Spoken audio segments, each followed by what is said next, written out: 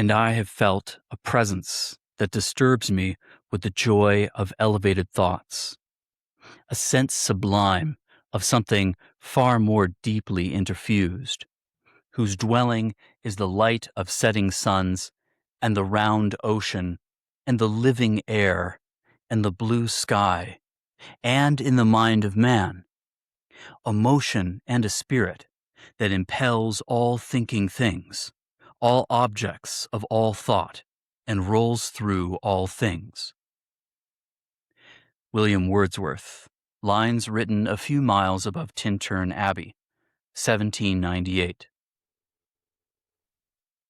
Though I had done this millions of times, it still awed me to see a brain, to know that if I could only understand this little organ inside this one tiny mouse, that understanding still wouldn't speak to the full intricacy of the comparable organ inside my own head. That belief, that transcendence, was held within this organ itself, infinite, unknowable, soulful, perhaps even magical. I had traded the Pentecostalism of my childhood for this new religion, this new quest, knowing that I would never fully know. Ya Jesse, Transcendent Kingdom, 2020. Locating the sacred in a desacralized cosmos. This is what William Wordsworth and Ya Jesse, despite their starkly different cultural contexts, seem to be trying to do. An English romantic poet and a contemporary Ghanaian-American novelist, both poking around for the transcendent in a God-haunted world. How did we get here, to a place where the sacred seems to have been expelled from our lives?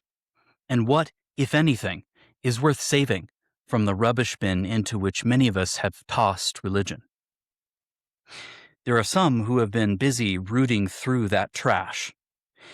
There are European romantics like Wordsworth, who, though he would die a confirmed Anglican, was in his youth seeking experiences of sacred power that did not conform to received Christian doctrine.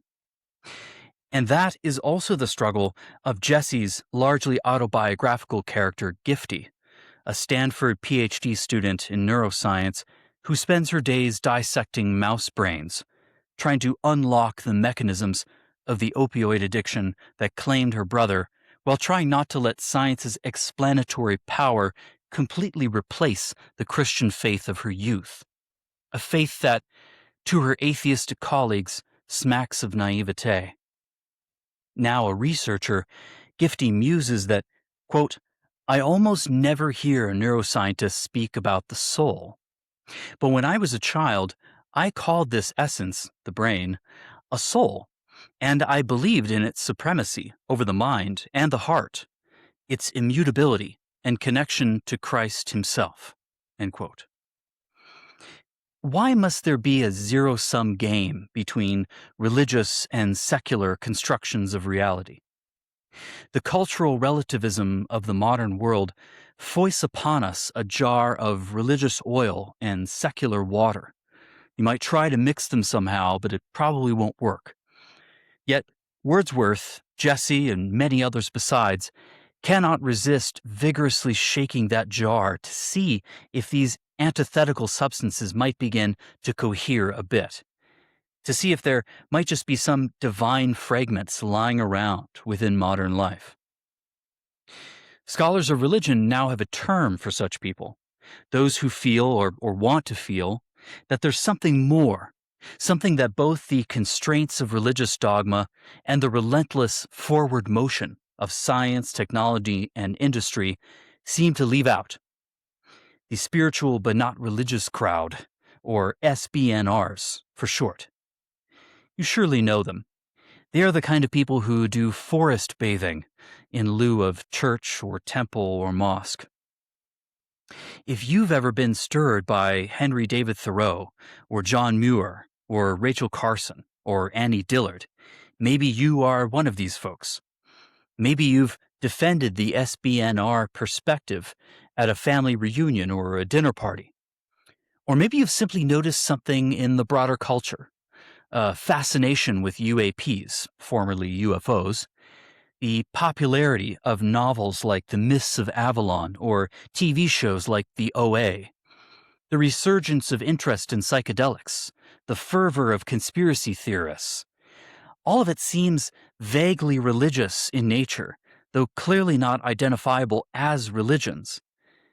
It's as if the longing for the transcendent has not gone away so much as it's been filtered through strange new lenses. This longing, in fact, is the thread that connected all of my work as a PhD in literature and continues to be the focus of my writing and content creation post academia. My specific subject in this essay is Neil Thies's Notes on Complexity, a scientific theory of connection, consciousness, and being, published in 2023, one of the most compelling recent attempts to refit the longing for transcendence inside a contemporary scientific framework. In other words, Thies, who is a professor of pathology at the NYU Grossman School of Medicine, is trying to use science to confront an old problem: how to re-enchant a world that has become disenchanted.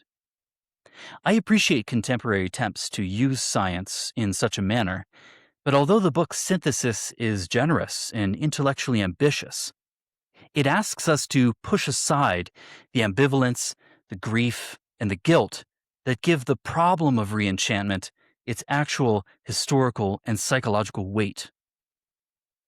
To sketch that argument out, I'll situate Thies in this historical dialectic of disenchantment and re-enchantment, explaining what those terms mean, and then I'll put him in conversation with the philosopher Jane Bennett, who is, for my money, one of the best contemporary thinkers carrying out the mission of older romantic figures in literature and philosophy who were seeking to re-enchant the world, and whose way of doing so can better absorb the psychological difficulties of this process.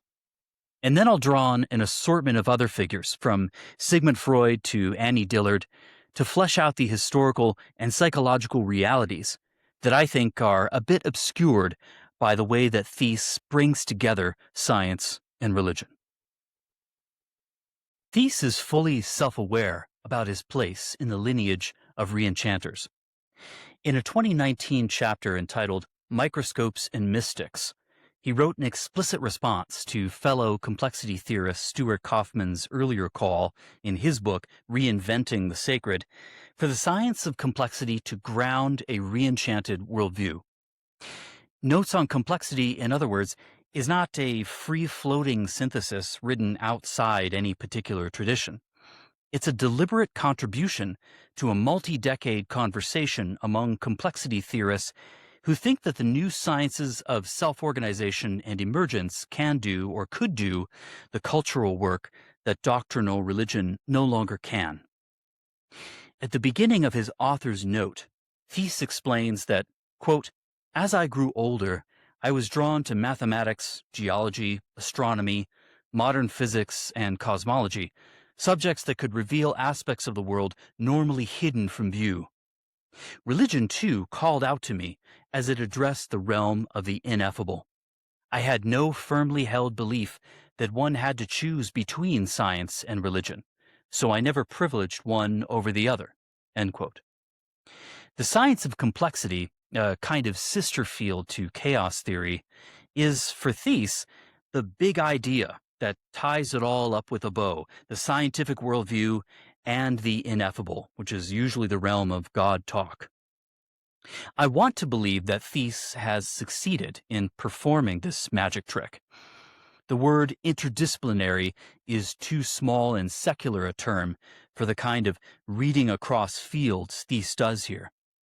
The book tackles not only complexity theory's compatibilities between branches of science, but connects that connective tissue to a breathtaking synthesis of religious cosmologies, Buddhist and Vedantic and Kabbalist, building in effect an SBNR cosmology of his own.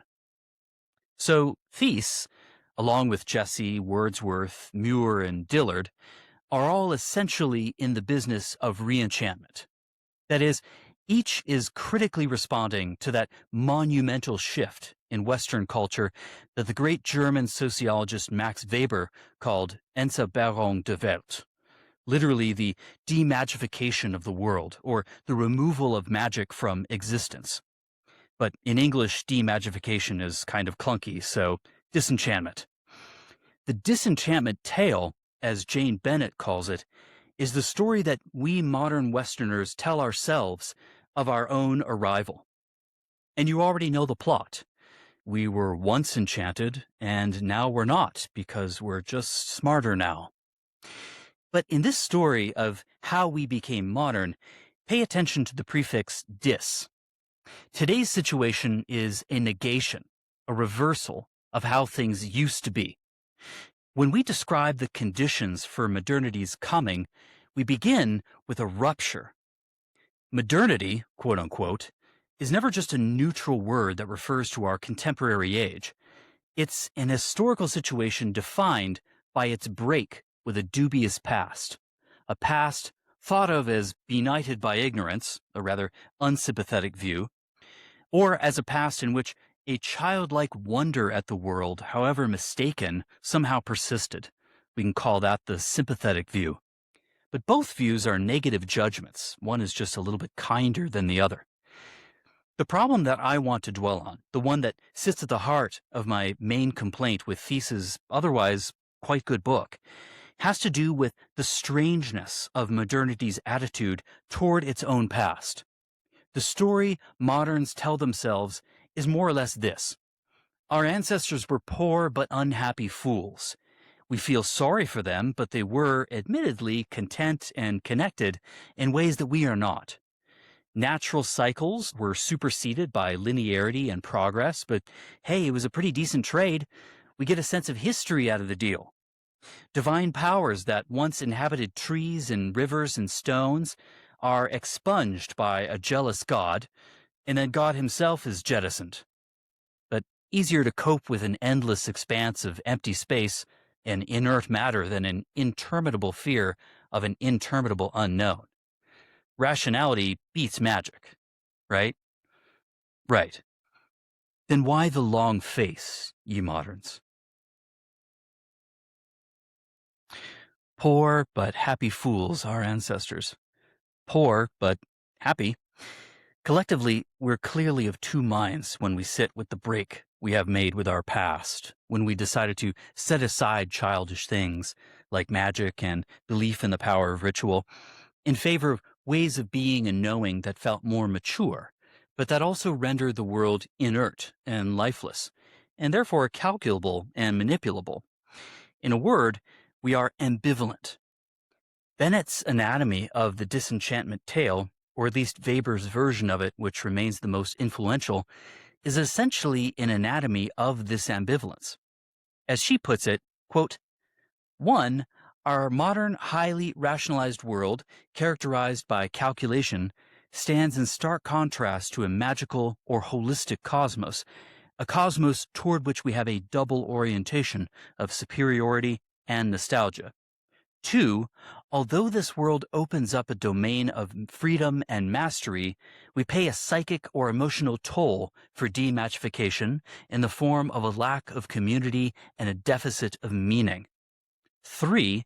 The idea of progress through science inspires both hope and despair. And 4. Even in societies in which rationalization has advanced the furthest, recalcitrant fugitives from rationalization persist, and these errant forces are understood through the categories of the mystical and the erotic. So if you believe the world has indeed become a disenchanted place, there are basically 3 easy responses on offer. You could retreat into religion and superstition. You could admit that the disenchantment of the world is total and irreversible, and consider it a fortunate truth, celebrating the triumph of reason, rejoicing at humanity's becoming the central character of the cosmos, and bidding good riddance to our benighted past. Or you could take the view that the disenchantment of the world is an unfortunate truth, mourn what was lost, but then try to claw your way back toward the participatory animate world we believe our ancestors once inhabited. So, science, technology, and reason, plus industrial capitalism and consumer culture, versus religion and or spirituality, plus industrialism and consumer culture. Coke or Pepsi? And then there's Bennett's Way, decidedly non-soda. One of the things I most appreciate about Bennett's book is her emphasis on three things: phenomenology, performance, and process. Three angles that together point toward an escape hatch from the worst of disenchantment's cultural and psychological effects. The inconsolable nostalgia for a past in which we were closer to nature, the meaninglessness, the boredom and despair that hum beneath so much of contemporary life. How do we even know what we have lost? Bennett's answer begins with phenomenology, with a study of the felt experience itself. The mood that she calls enchantment involves, in the first instance, a surprising encounter, a meeting with something that you did not expect and are not fully prepared to engage. It contains both a pleasurable feeling of being charmed by the novel and as yet unprocessed encounter, and a more unheimlich, uncanny feeling of being disrupted or torn out of one's default sensory, psychic, intellectual disposition. The overall effect is a mood of fullness, plenitude, or liveliness, like a shot in the arm, a fleeting return to childlike excitement about life. The performance dimension follows naturally from the phenomenology dimension. If we act out disenchantment long enough and with enough fervor, then the world will actually become that for us. We will effectively make the world disenchanted through our intentional and material practices. Belief and behavior form a causal loop. But the corollary is good news. If we steadfastly, even blithely, ignore the world's supposed performed disenchantment and shift our attention instead toward its lively, surprising, wondrous, and maybe even sacred elements, then we can once again inhabit an enchanted world. Enchantment, in Bennett's view, is not a metaphysical condition we either have or don't have. It's something that we do, and something that the world can do back to us when we let it. And then there's this third aspect of Bennett's book: process. Enchantment is not a destination that an individual or a culture ever definitively arrives at, but a way of staying oriented over time, in ongoing practice at the levels of both individual psyche and social collective. Bennett's quasi-pagan model of enchantment, her words, a position that she calls enchanted materialism, which is derived largely from the ancient Greek philosophical tradition of atomism, has no terminal cosmology to defend. Everything is in a continuous process of flux, and presumably always will be. Now, three things that are worth noting here, since they bear directly on what I want to say about Thies's book. First, Bennett explicitly links enchantment to complexity. Complexity, the intricacies and convolutions in nature and culture, today functions as a site of enchantment.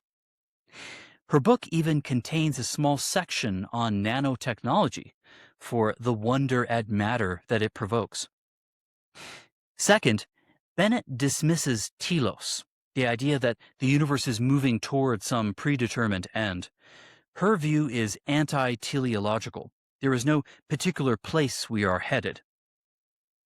And third, in an almost Buddhist vein, she frames enchantment as a form of attention that prepares the ground for ethical behavior. If you're struck by the beauty and wonder of a thing, you're more likely to care for it. You have to love life before you can care about anything, she writes.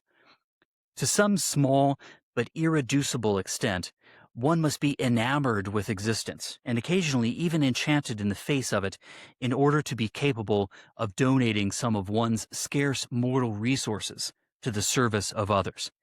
In the cultural narrative of disenchantment, The prospects for loving life, or saying yes to the world, are not good. What's to love about alienated existence on a dead planet?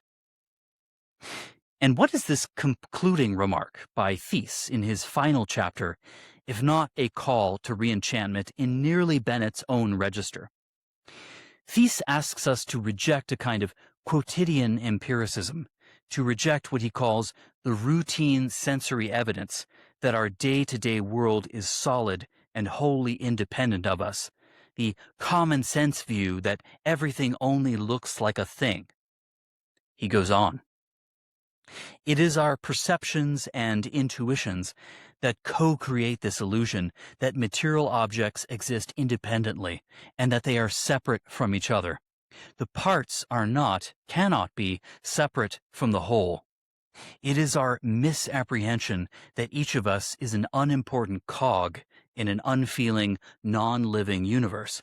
It is our collective delusion that we are separate and alone.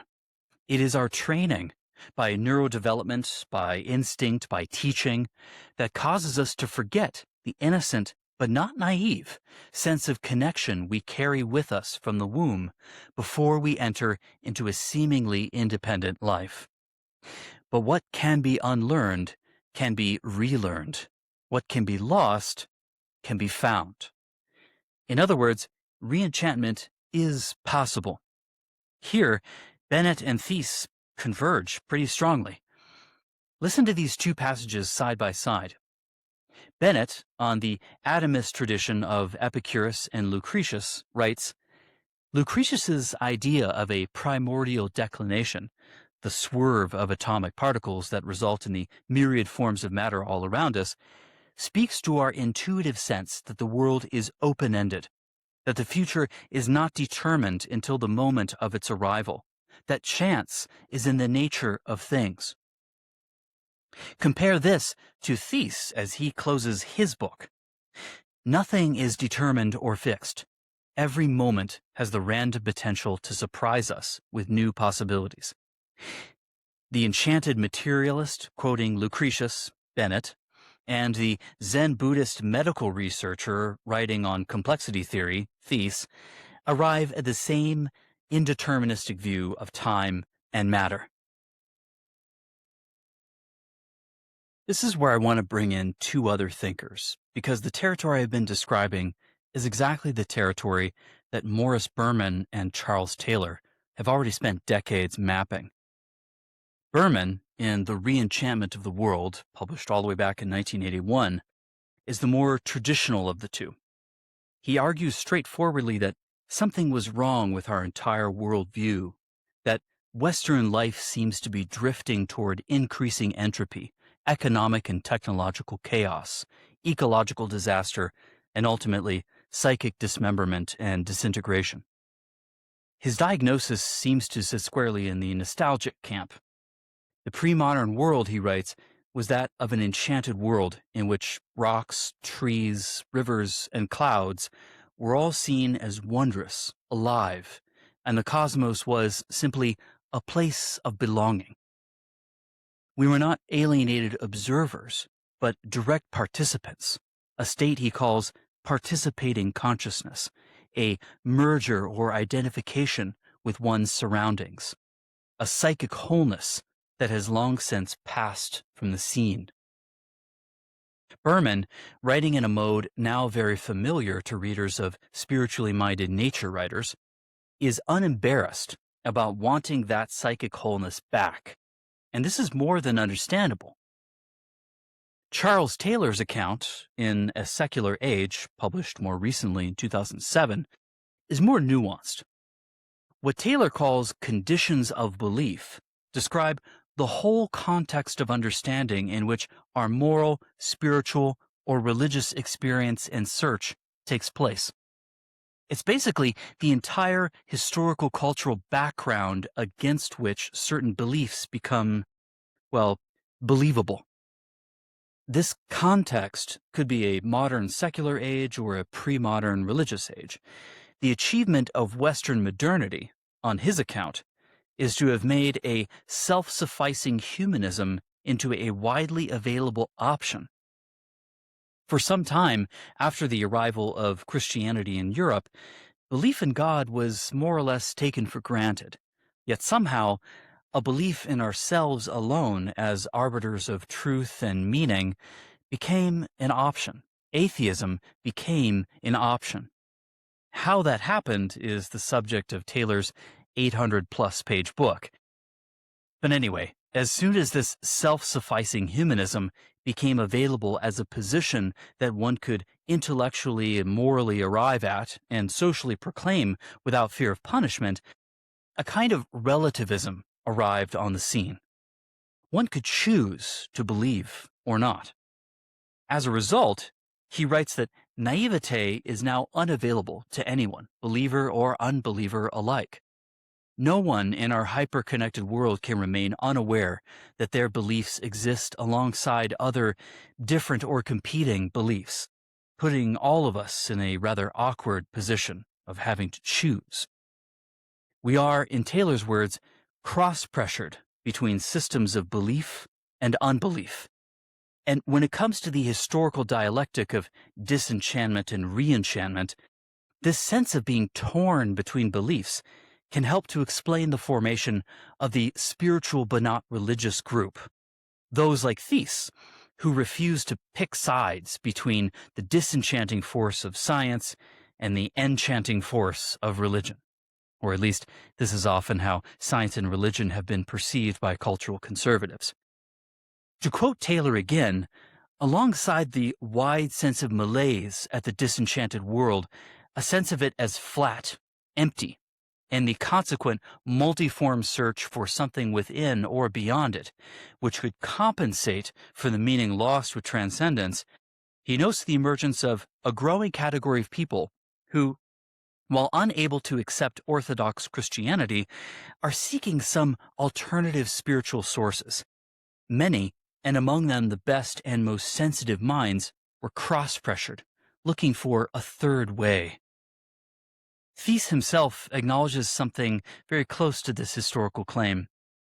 In Notes on Complexity, he writes that the cultural shift towards science as the arbiter of truth was not a constant march, but rather a fitful, sporadic, and haphazard journey. During the centuries-long transition, it was not uncommon to find people with one foot solidly in each camp. Isaac Newton, who wrote more about alchemy than he ever did on gravity or calculus, is Thies's go-to example. More historically recent, Thies identifies the logical positivism of the Vienna Circle as the program that ultimately reflected the zeitgeist from which it arose so completely that its approach to science simply became part of the background hum of modern life, no longer requiring either justification or explanation. That phrase, background hum of modern life, is doing a lot of lifting. Taylor's best and most sensitive minds cross-pressure looking for a third way, and Thies's people with one foot solidly in each camp, these are versions of the same observation. Taylor's other gift to this conversation is a tidy analogy of selfhood across the enchanted-disenchanted divide. Taylor's historical philosophical analyses reveal that what makes our enchanted ancestors and us modern disenchanted folk so different is how we perceive of the self, whether or not the self is an open or a closed system. Here's the analogy presented in shorthand. Enchantment is to porous self, as disenchantment is to buffered self. The enchanted self of yesterday is porous, that is, permeable to forces, spirits, influences from outside, whether divine or demonic. The disenchanted self of today is buffered, sealed against those forces, contained within itself. And this is not a binary, of course. It is a spectrum along which any of us at any given moment may slide. But on balance, if you're the kind of person who takes demonic possession seriously, you would share the theory of mind that was implicit among pre-modern Europeans. If you're the kind of person who heard a voice in an empty house one time and jumped to the conclusion that your mental health must be in question, then you're a typical modern, buffered. I think this is extremely useful and explains the embarrassment many of us would feel at hugging a tree or dancing ecstatically or speaking in tongues at a Pentecostal event.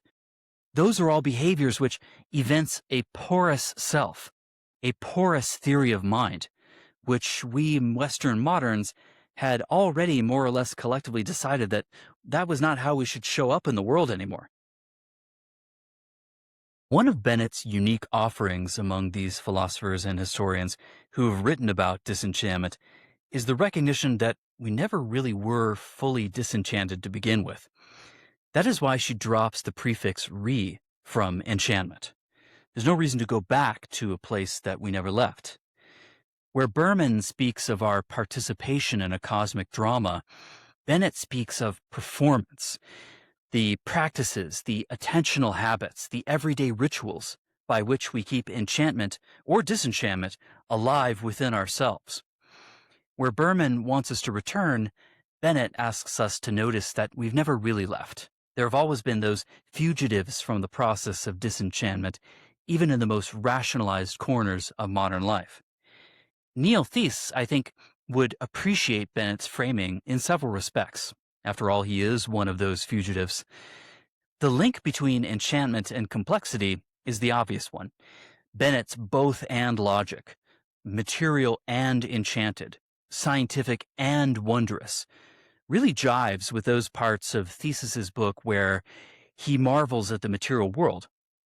Bennett's insistence on the wondrousness of matter, thematic from 2001's The Enchantment of Modern Life to 2010's Vibrant Matter to 2020's Influx and Efflux, is the kind of materialism a complexity theorist would be thrilled by, you think. However, they have widely different views on religion. Bennett fiercely rejects religious belief and does not want to be forced to rely on religious language to talk about the world's wondrousness.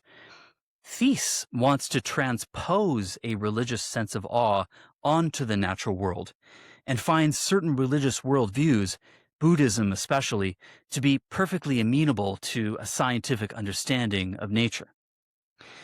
But their biggest disagreement is over ontology. In other words, over what they feel to be foundational to reality. Bennett, staunchly in the atomistic materialist tradition, from Epicurus and Lucretius through Spinoza and Deleuze, closes Vibrant Matter with what she half-jokingly calls a Nicene Creed for enchanted materialists. Quote, "I believe in one matter energy, the maker of things seen and unseen." End quote. For Bennett, matter is primary, and vitality is intrinsic to matter, not bestowed by some prior animating principle.